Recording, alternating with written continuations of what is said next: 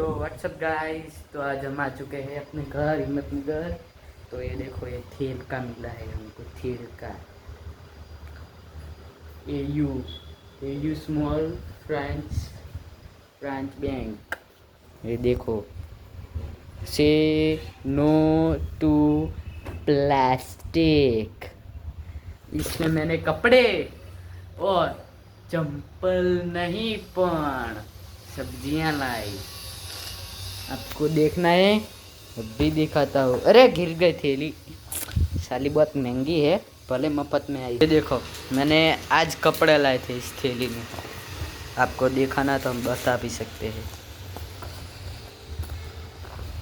समझा? हाँ, देखो मेरी स्कूल ड्रेस लाई थी हमने। इसके अंदर नो प्लास्टिक, ओनली फॉर कोथड़ा। वैसे ये कोथड़े से बना है। हाँ, सच्ची बोलूँ तो ये देखो, ये रफ है ऐसा। आवाज़ आ रही है, सुनो।